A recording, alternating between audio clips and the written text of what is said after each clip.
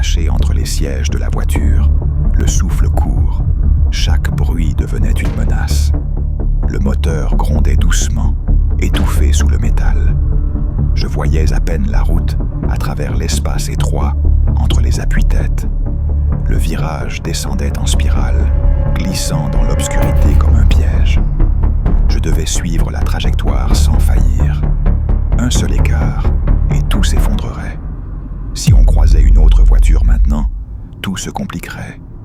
Trop de regards, trop de risques. On avançait à l'aveugle, suspendu entre le silence et la panique. Chaque seconde pesait comme une éternité. Non, c'est pas vrai. On n'aurait pas pu faire pire. On sort? Pas trop le choix. On venait d'échapper à quelque chose.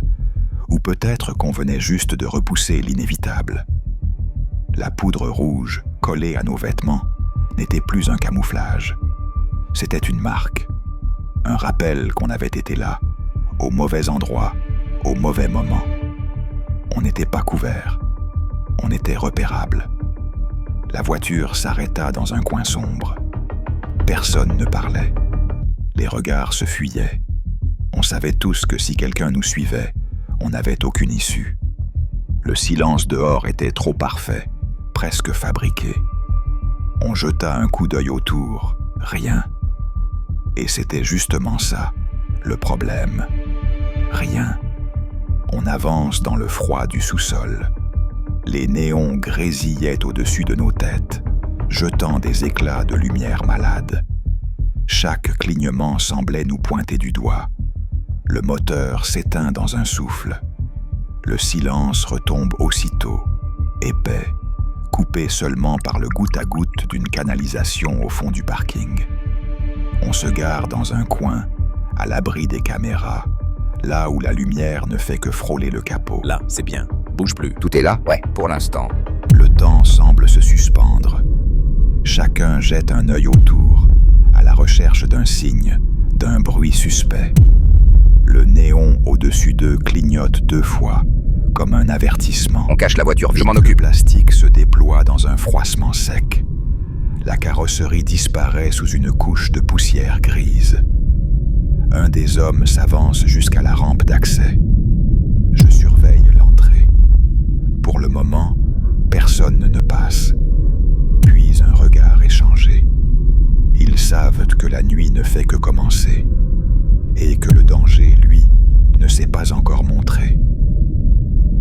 On est tous recouverts de cette poudre rouge, sur les mains, les vestes, collées à la peau, comme si la scène elle-même nous marquait à la hâte. L'air du parking est froid, humide, et il colle à la gorge.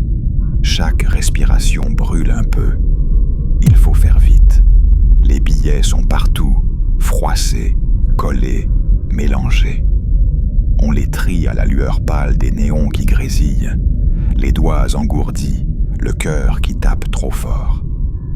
Je sens la sueur couler sous la casquette. Il en manque déjà. Quelque part, on a perdu de la monnaie. Pas le temps de compter les erreurs. Sépare les billets foutus. On va les mettre dans un autre sac. Il en reste quand même pas mal. Ouais, c'est déjà ça de prix. On va pas se plaindre. La tension monte d'un cran. Le silence du parking devient un piège. Chaque mouvement est brusque, maladroit. Le stress fait trembler les doigts. Les gestes se bousculent. On termine de trier les billets enfin. On balance les sacs dans la suivante, sans même vérifier si elle est prête à démarrer. L'air est lourd, saturé de peur et d'essence froide. Le temps semble se compresser. Chaque seconde étire le cœur un peu plus. On attrape les sacs, on se prépare à filer, sans un mot de plus. Et cette certitude glaciale, ce soir, quelque chose va se terminer. Puis, dans le rétro, une lumière s'allume. Pas la nôtre.